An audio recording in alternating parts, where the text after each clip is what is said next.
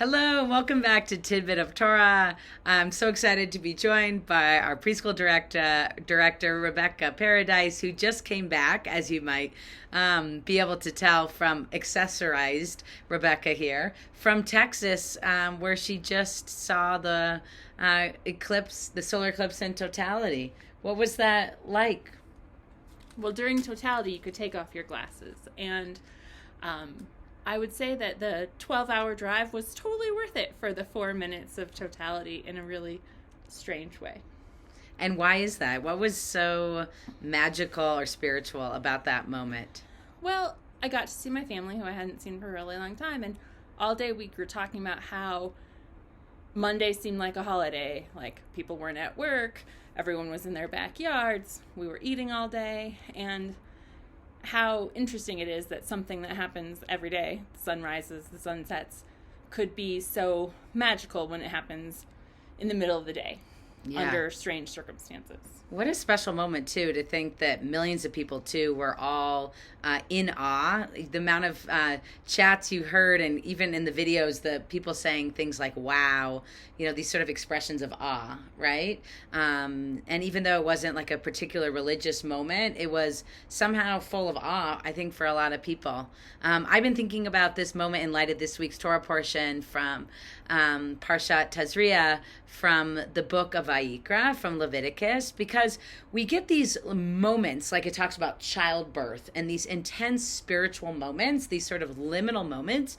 And then it talks about the sort of aftermath after these moments. And so you sort of have, after a moment where a woman gives birth to a child, she actually goes into sort of almost like the opposite of holiness, to the state of tuma, which I sort of jokingly called spiritual cooties. But it's actually kind of this moment of like, the moment after the high liminal eclipse childbirth kind of moment, you kind of go into this recovery moment where you need some time apart, where you're kind of, things go back to normal, but they don't. And so I'm wondering a little bit what was like for you after the eclipse. Well, I think it's kind of that you just saw something really amazing happened, and then you're like, oh, that's done. That happened. And it's really indescribable to articulate how cool it was to someone who wasn't there, and even to capture that moment. So it's hard to describe why it was so amazing. Yeah. And still it was. Yeah. I like your childbirth reference there, because they say that you forget all of that after. Yeah, and if only childbirth was only 4 minutes. But, the Kotzker Rabbi... It's true, it depends who you are. The Kotzker Rabbi talks about how sort of like this state is like the highest high, right? That somehow we are somehow closer to God, maybe, in these moments. And then there's kind of the crater or something that happens afterwards. But what did you... And now that you're back here in Denver, you're back here in your work life, in your home life, what are you taking away from this experience that might inform how you lead, how you live? I guess not to take for granted the everyday moments that happen, because sometimes what could seem to be an everyday moment could be really awe-inspiring. Yeah. I mean, is it amazing that every day the sun comes up and every day the sun goes down, the moon comes out?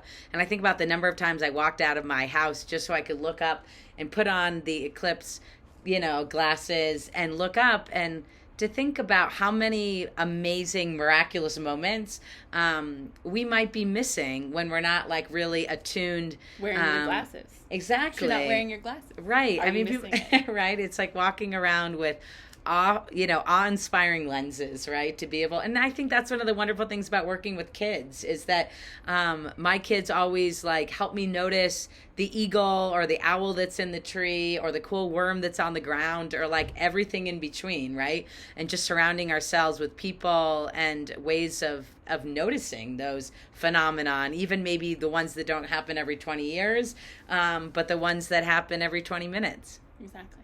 Yeah. Well, we want to wish you a Shabbat Shalom, and thanks for joining us today. And thank you for joining us. Thank you. Shabbat Shalom.